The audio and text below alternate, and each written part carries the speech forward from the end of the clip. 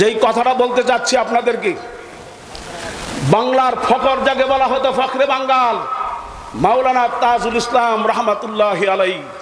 তাজুল ইসলাম রহমাতুল্লাহি আলাইহি যেদিন দুনিয়া থেকে বিদায় হয়ে চলে যায়, ওই দিন বাজারের ভিতরে ব্রাহ্মণবাড়িয়াতে এক আশেক পাগল বসা শুনতে পেলেন ফখরে বাঙ্গাল দুনিয়ার থেকে বিদায় হয়ে গেছে। বিদায় হওয়ার পরে ভিতর থেকে আফসোস সহ একটা শ্বাস কথা বের হয়েছে যে একজন আল্লাহর ওলি, নবীর ওয়ারাসাতুল আম্বিয়া চলে গেছেন। এই শ্বাসের সঙ্গে রূহটাও বের হয়ে যায়। সাথে সাথে তাকে গোসল করিয়ে গোসল করিয়ে কাফনের কাপড় পরায়া তাজুল ইসলাম রহমাতুল্লাহি আলাইহির জানাজা যেই মাঠে, ওই মাঠে তার জানাজা হয়।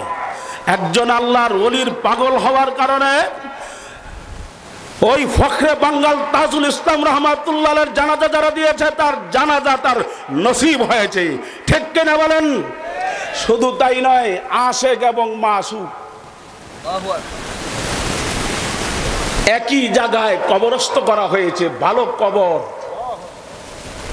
কামনা করা, ভালো মানুষের সাথে কবর হওয়া, মৌতটা ভালো হওয়া। হায়াতের জিন্দেগানি আমরা অনেকেই ভালো চাই, কিন্তু মরণের জিন্দেগানি খবর নাই ভালো না খারাপ হবে। ঠিক কিনা বলেন? অনেকে মাশাআল্লাহ আলহামদুলিল্লাহ বর্তমানে দেখা যায় অনেক আশেক এই জমিনের মধ্যে আছে।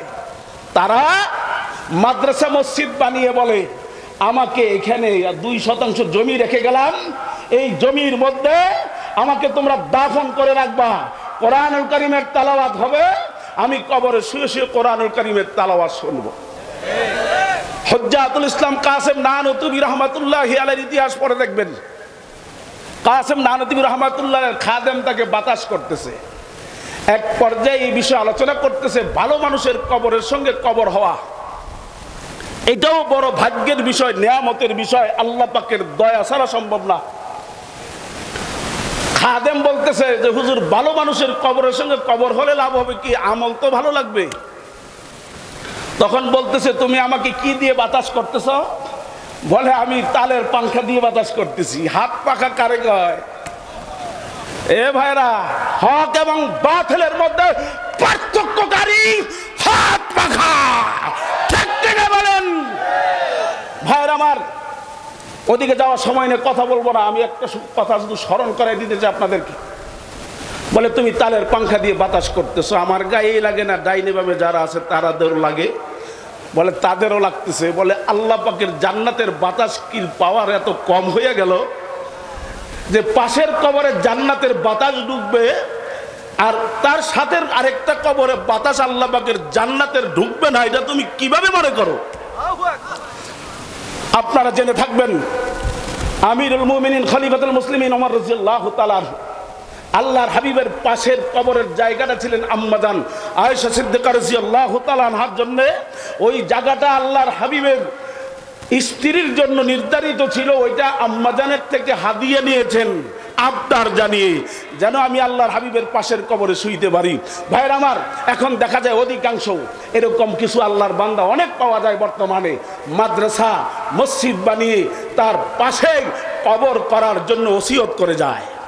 কথা কয় না? ভাইয়ের আমার, আমি আপনাদেরকে অনুরোধ জানাবো, এমন একজন বুজুর্গ দোয়া করবেন।